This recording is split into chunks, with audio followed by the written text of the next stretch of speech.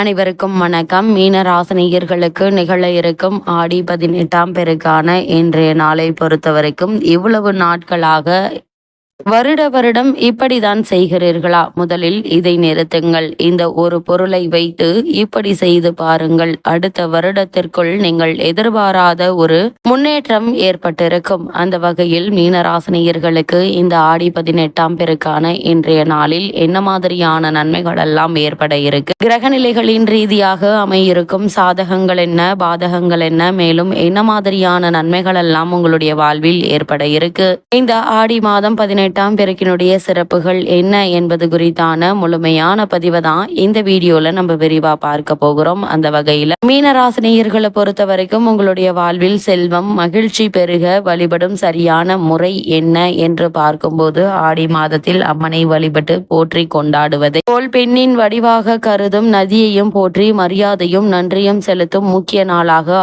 ஆடி பெருக்கு கருதப்படுகிறது. குறிப்பாக காவிரி தாயை வழிபட்டு பாவங்கள் நீக்கி மகிழ்ச்சி ஆயுள் அனைத்து நலன்களும் பெருக வேண்டும் என வழிபடும் சிறப்புக்குரிய ஒரு நாளாக தான் இந்த ஆடி மாதம் அம்மனுக்கு உகந்த மாதமாக ஆடி 18ஆம் பெருக்கு அமைகிறது. இந்த மாதத்தில் ஆடி பெருக்கு மிக முக்கியமான பண்டிகையாக கொண்டாடப்படுகிறது. ஆடி பெருக்கு ஆடி மாதத்தின் 18ஆம் நாளில் கொண்டாடப்படுகிறது. அதனால் இதை ஆடி 18ஆம் பெருக்கு என்று சொல்வது உண்டு. குறிப்பாக இது நிலத்திற்கும் பூமியை செழிக்க வைக்கும் நீர்நிலைகளுக்கும் நன்றி செலுத்தும் ஒரு புண்ணிய நாளாகும். அப்படிப்பட்ட இந்த ஆடி பெருக்கு ஏன் நாம் கொண்டாடுகிறோம் என்று பார்க்கும்போது கங்கை நதி தன்னுடைய பாவங்களை போக்க கிருஷ்ண பகவானிடம் சென்று வழி கேட்டது. கிருஷ்ணர் காவிரி ஆற்றில் கலக்க சொன்னார். காவிரி ஆறு கிருஷ்ணரிடமிருந்து பாவங்களை போக்கும் சக்தியை பெற்றது. அதனால் சந்தோஷமாக விஷ்ணு இருக்கும் இடங்களுக்கு சென்று ஸ்ரீரங்கப்பட்டினம், சிவசமுத்திரம், ஸ்ரீரங்கம் போன்ற இடங்களுக்கு போய் ரங்கநாதரை வணங்கியது. இந்த நிகழ்வு தான் ஆடிப்பெருக்கு பண்டிகையாக கொண்டாடப்படுகிறது. ஆடி மாதத்தில் தென்மேற்கு பருவ மழை அதிகமாக பெய்யும். காவிரி ஆற்றில் நிறைய தண்ணீர் வரும். விவசாயம் செழிக்க வேண்டும் என்பதற்காக இந்த நாளில் விவசாயிகள் வழிபடுவது உண்டு. சிலப்பதிகாரத்தில் ஆடி 18ஆம் பெருக்கின் முக்கியத்துவத்தை பற்றி சொல்லியிருக்கிறார்கள். ஆடி மாதம் சூரியன் கடகராசியில் பயணிக்கும் நேரம். இது விவசாய வேலைகளுக்கு முக்கியமான நேரமாகும். மழை நிறைய பெய்து ஏரி குளம் எல்லாம் நிரம்பி வழியும். விவசாயத்திற்கு தேவையான தண்ணீர் கிடைக்கும். இதனால் விவசாயிகள் அடுத்த விவசாயத்திற்கு நிலத்தை தயார் செய்வார்கள். இந்த நாளில் ஆடிப்பட்டம் தேடி விதை என்று முன்னோர்கள் சொல்வதற்கு ஏற்ப இந்த நாளில் வழிபட்டு விவசாய பணிகளை துவங்கினால் விவசாயம் செழித்து வரும் என்பது நம்பிக்கையாக உள்ளது. ஸ்ரீரங்கம் கோவிலிலிருந்து ரங்கநாதர் அம்மா மண்டபம் படித்துறைக்கு எழுந்தருள்வார். காவிரி ஆற்றிற்கு புடவை, கம்மல், கருப்பு மணி, தாலி கயிறு, வெற்றிலை பாக்கு, பழங்கள் எல்லாம் வைத்து சீர்கொடுக்கும் வைபவம் நடக்கும். இந்த பழக்கம் இன்றும் தொடர்ந்து வருகிறது. இதனால் காவிரி தாயை ரங்கநாதரின் தங்கை என்று கூறுவார்கள். ஆடிப்பெருக்கு அன்று பெண்கள் புது தாலி கயிறு மாற்றி தங்களின் கணவருக்கு நீண்ட ஆயுள் கிடைப்பதற்காக வேண்டிக் கொள்வார்கள். ஆடிப்பெருக்கு அன்று காவிரி ஆற்றிற்கு சென்று பூஜை செய்து வழிபடுவார்கள். பூ, பழம், சாப்பாடு எல்லாம் காவிரி அன்னைக்கு படைப்பார்கள். புதிதாக திருமணமானவர்கள் தங்களின் திருமண மாலைகளை ஆற்றில் விட்டு வணங்கி வழிபடுவார்கள். இந்த நாளில் காவிரியில் புனித நீராடினால் பாவம் போகும், செல்வ வளமும் ஆரோக்கியமும் பெருகும் என்பது ஐதீகம். இந்த நாளில் தங்கம் உள்ளிட்ட சொத்துக்கள் வாங்கினால் பெருகும் என்பது நம்பிக்கை. காவிரி கரைக்கு சென்று வழிபட முடியாதவர்கள் தாங்கள் தங்களுடைய வீட்டிற்கு அருகில் உள்ள நீர்நிலைகளுக்கு சென்று வழிபடுவது உண்டு. புதிதாக திருமணமான பெண்மணிகளுக்கு தாலி பெருக்கி போடும் வைபவமும் இந்த நாளில் நடத்துவார்கள். மக்கள் குளக்கரைகளிலும் காவிரி அன்னையை நினைத்து பூஜை செய்து வழிபடுவது உண்டு. இவ்வளவு சிறப்பு மிக்க இந்த 2025ஆம் ஆகஸ்ட் 3ஆம் தேதி ஆடிப்பெருக்கு ஞாயிற்றுக்கிழமை வருகிறது. ஆடிப்பெருக்கு இந்த ஆண்டு ஆகஸ்ட் 3ஆம் தேதி ஞாயிற்றுக்கிழமை வருகிறது. விசாகம் மற்றும் அனுஷ நட்சத்திரம் இந்த நாளில் ஆடிப்பெருக்கு வருகிறது. அனுஷ நட்சத்திரம் சனி பகவானுக்கு உரியதாக இருந்தாலும் இந்த நாளில் மகாலட்சுமியை வழிபடுவதால் செல்வ வளம் பெருகும். இந்த ஆடி 18ஆம் பெருக்கான இன்றைய நாளில் மீனராசினியர்கள் புண்ணியம் ஐஸ்வர்யம் பெருக என்ன செய்ய வேண்டும் என்று பார்க்கும்போது ஆடி மாதத்தின் 18ஆம் நாளில் 6 குளங்கள் பொங்கி வரும். இந்த நாளில் நாமும் நீர்நிலைகளை வழிபட்டால் நம்முடைய வாழ்வில் மகிழ்ச்சியும் செல்வமும் பொங்கி வரும் என்பது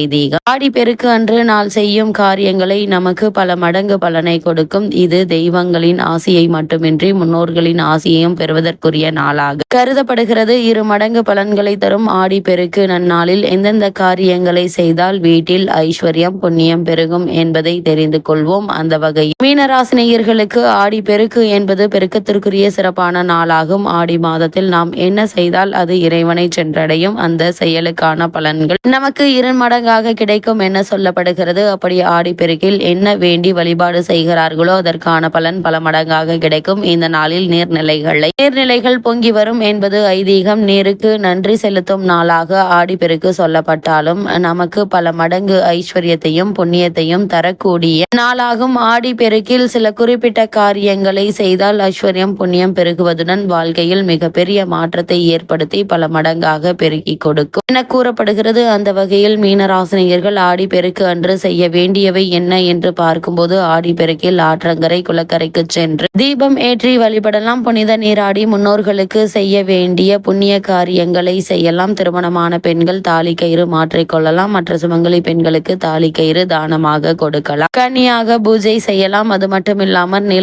நீர்நிலைகளில் கரைகளில் விளக்கேற்றி மகாலட்சுமி பூஜை செய்யலாம். வீட்டில் பாயாசம் களி வடை ஆகியவை செய்து சுவாமிக்கு படைத்து வழிபடலாம். சுவாமிக்கு பலவிதமான கலவை சாதம் பழங்கள் இனிப்பு வகைகள் போன்றவை படைத்து வழிபடுவது உண்டு. சுமங்கலி பெண்கள் தங்களின் கணவரின் ஆயுள் நீடிக்க வேண்டும், தீர்க்க சமங்கலியாக இருக்க வேண்டும், அனைத்து விதமான சௌபாகியங்களும் கிடைக்க வேண்டும் என பூஜை செய்வார்கள்.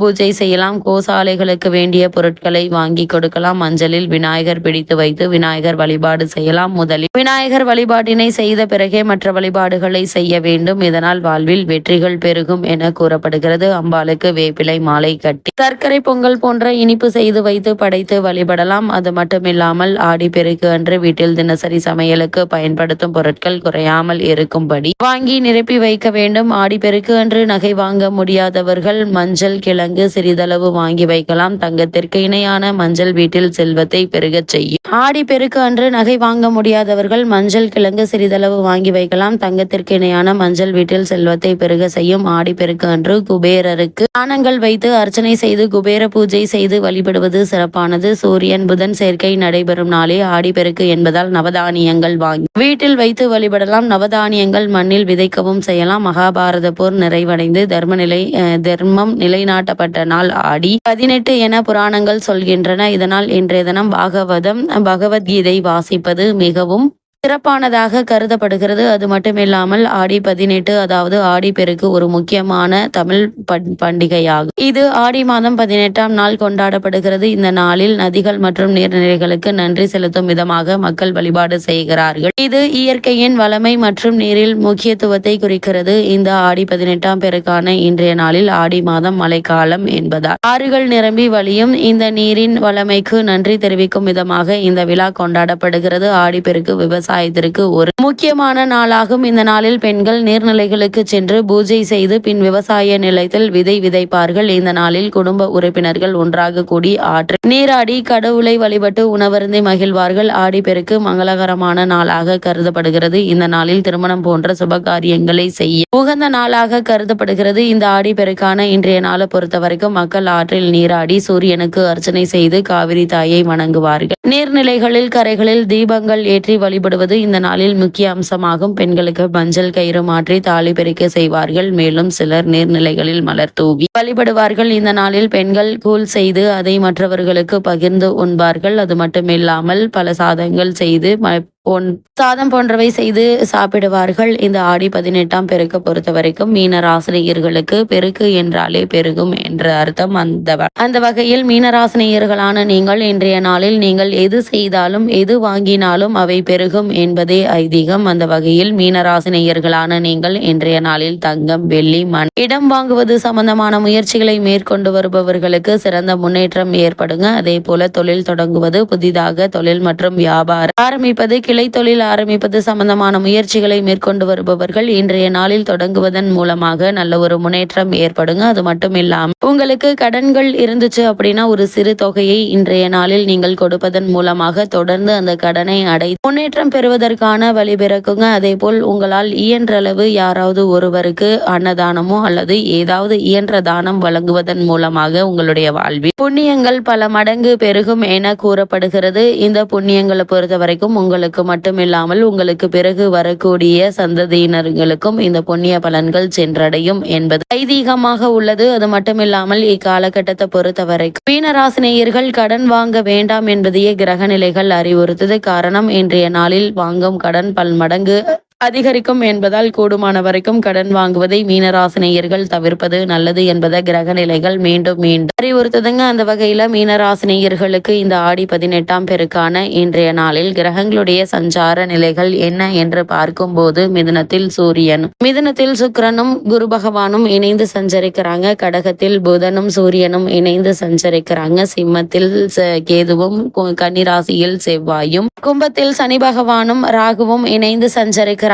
இந்த கிரகங்களுடைய சஞ்சார நிலைகளின் காரணமாக மேலும் என்ன மாதிரியான நன்மைகள் எல்லாம் உங்களுடைய வாழ்வில் ஏற்பட இருக்கு என்பது குறித்தான முழுமையான பதிவு என்ன என்று பார்க்கும்போது இத்தருணங்கள்ல தன குடும்பாதிபதி செவ்வாய் கன்னிராசியிலிருந்து உங்களுடைய ராசியை பார்வையிடுகிறார். கேந்திரத்தில் குரு அமர் பார்வை பலம் தருவதால் சற்று சிரமம் குறைந்தாலும் முழு அளவில் நீங்காதுங்க. பலம் என்று பார்த்தால் 6ஆம் இடத்தில் உள்ள கேதுவை சொல்லலாம். மற்றபடி பல கிரகங்கள் சாதகமற்ற நிலையில் இருப்பதால் எச்சரிக்கையோடு இருப்பது மிக மிக நல்லதுங்க. வருமானம் ஓரளவுக்கு இருக்கும், ஆனால் சேமிப்புக்கு வழி இருக்காது. சிக்கனமாக செலவு செய்ய வேண்டுங்க. அது மட்டும் இல்லாம இன்றைய நாளில் நீங்கள் மேற்கொள்ளக்கூடிய காரியங்கள் அனைத்திற்குமே நல்ல ஒரு முன்னேற்றம் ஏற்பட இருக்கு. குடும்ப சூழ்நிலை ரீதியாக பொருளாதார முன்னேற்றங்கள் ஏற்படக்கூடிய ஒரு தருணமாதான் காலகட்டம் அமைஞ்சிருக்குதுங்க. காரணமே இல்லாமல் உங்களுக்கு மறுக்கப்பட்டு வந்த பதவி உயர்வு, ஊதிய உயர்வு, உத்தியோகத்தில் கிடைக்க வேண்டிய சலுகைகள் ஆகியவற்றை தற்போது நீங்கள் தாராளமாக எதிர்பார்க்கலாம் என்பது கிரகங்களுடைய சஞ்சார நிலைகள் தெளிவுபடுத்துது. அதேபோல் திருமணத்திற்காக காத்திருப்பவர்கள் அதற்கான முயற்சிகளை மேற்கொள்ளும் போது சிறு முயற்சியிலேயே நல்ல ஒரு வரன்மை இருக்குதுங்க. அதே போல்